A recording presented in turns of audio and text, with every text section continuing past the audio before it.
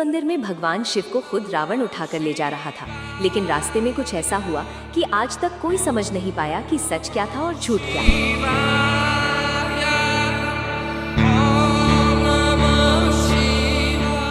सोचिए, अगर उस दिन रावण सफल हो जाता तो क्या आज भगवान शिव लंका में होते और क्या पूरी दुनिया का इतिहास बदल जाता। लेकिन रुकिए, असली कहानी अभी शुरू भी नहीं हुई है, क्योंकि भारत में एक नहीं 2 जगह खुद को असली बैद्यनाथ ज्योतिर्लिंग बताती है और दोनों के पास अपने अपने सबूत हैं। तो आखिर सच कौन बोल रहा है और कौन छुपा रहा है असली कहानी?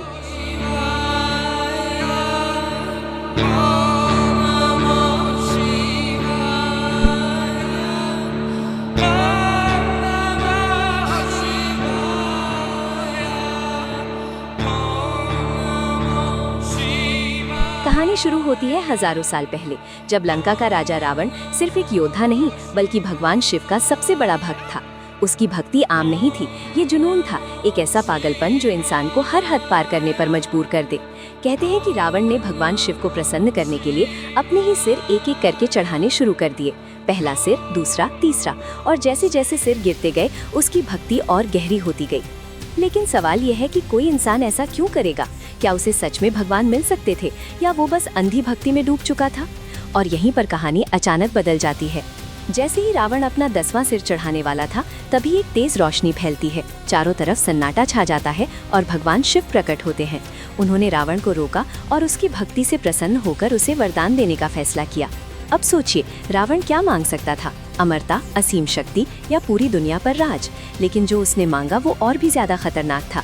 उसने कहा कि वो भगवान शिव को लंका ले जाना चाहता है। यहीं से कहानी खतरनाक हो जाती है। अगर भगवान शिव लंका में स्थापित हो जाते तो क्या कोई भी शक्ति रावण को हरा पाती? क्या रामायण की पूरी कहानी बदल जाती? लेकिन भगवान शिव ने एक शर्त रखी कि अगर रास्ते में उन्हें कहीं भी जमीन पर रखा गया तो वे वहीं स्थिर हो जाएंगे। रावण ने बिना सोचे समझे ये शर्त मान ली और शायद यही उसकी सबसे बड़ी गलती थी। अब कल्पना कीजिए, रावण अपने हाथों में शिवलिंग लिए आगे बढ़ रहा है। आसमान में अजीब सी खामोशी है, हवा भारी हो चुकी है। लेकिन अचानक उसके शरीर में थकान महसूस होती है, गला सूखने लगता है। यहीं पर देवताओं ने खेल खेला। भगवान लॉर्ड विष्णु ने योजना बनाई और लॉर्ड गणेशा को एक ब्राह्मण बालक का रूप धारण करने के लिए कहा। जैसे ही रावण को प्रकृति का दबाव महसूस हुआ, उसने उस बालक गणेश जी से कुछ देर के लिए शिवलिंग पकड़ने को कहा। बालक ने शर्त रखी कि वो ज्यादा देर तक इसे पकड़ नहीं पाएगा और अगर भारी हुआ तो जमीन पर रख देगा। रावण ने जल्दी में हाँ कर दी, लेकिन उसे अंदाजा नहीं था कि यही फैसला उसकी पूरी कहानी बदल देगा। कुछ ही देर बाद लॉर्ड गणेशा ने शिवलिंग को जमीन पर रख दिया और उसी पल वो हमेशा के लिए वहीं स्थिर हो गया। रावण ने पूरी ताकत लगा दी, उसे उठाने की कोशिश की, लेकिन शिवलिंग 1 इंच भी नहीं हिला। गुस्से में आकर उसने उसे दबाया और कहा जाता है कि आज भी उस दबाव के निशान वहाँ मौजूद हैं। यहीं से शुरू होता है बैद्यनाथ धाम का रहस्य। लेकिन असली ट्विस्ट अभी बाकी है, क्योंकि जिस जगह ये घटना हुई उसी को लेकर आज तक विवाद है। झारखंड का देवघर, जहाँ हर साल लाखों श्रद्धालु कांवड़ लेकर आते हैं, या महाराष्ट्र का परली, जहाँ लोग उतनी ही श्रद्धा से पूजा करते हैं। दोनों ही जगह दावा करती हैं कि असली बैद्यनाथ ज्योतिर्लिंग वही है। लेकिन सच कौन सा है? क्या 2 जगह एक ही ज्योतिर्लिंग हो सकता है या फिर इतिहास में कहीं कुछ छुपा दिया गया? अगर आपको ऐसे छुपे हुए सच जानना पसंद है तो चैनल को सब्सक्राइब जरूर करें, क्योंकि आगे जो आप जानेंगे वो शायद आपके विश्वास को हिला दे। अब एक और पहलू समझते हैं। वैद्यनाथ नाम का मतलब क्या है?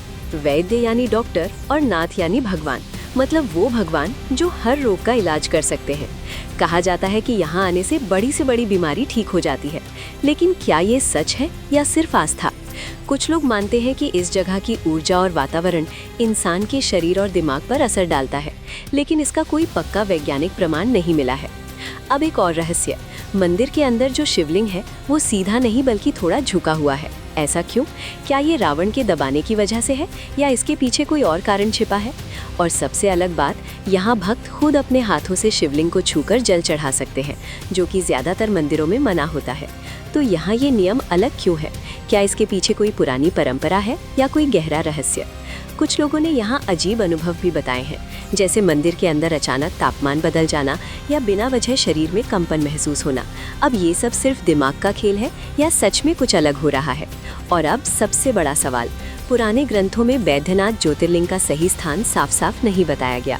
सिर्फ एक शब्द मिलता है, चिता भूमि। अब ये चिता भूमि कौन सी जगह है? देवघर, परली या कोई तीसरी जगह? यही वो सवाल है जिसका जवाब आज तक किसी के पास नहीं है। हो सकता है हमने जो सुना वो पूरी सच्चाई ना हो सकता है असली सच कहीं और छुपा हो, लेकिन एक बात तय है कि ये जगह सिर्फ एक मंदिर नहीं बल्कि एक रहस्य है। हर साल लाखों लोग यहाँ आते हैं अपनी परेशानियां लेकर और लौटते हैं एक अजीब सी शांति के साथ। तो क्या ये सिर्फ विश्वास है या सच में यहाँ कुछ ऐसा है जिसे विज्ञान भी नहीं समझ पाया? और सबसे बड़ा क्या, अगर उस दिन रावण सफल हो जाता तो क्या आज दुनिया कुछ और होती? शायद इसका जवाब कभी नहीं मिलेगा, या शायद अभी तक हमें बताया नहीं गया। लेकिन कहानी यहीं खत्म नहीं होती। अगली बार हम जिस ज्योतिर्लिंग की बात करेंगे वहाँ कहानी और भी ज्यादा खतरनाक हो जाती है। नाग, श्राप और भगवान शिव का एक ऐसा रूप जिसके बारे में जानकर आप चौंक जाएंगे।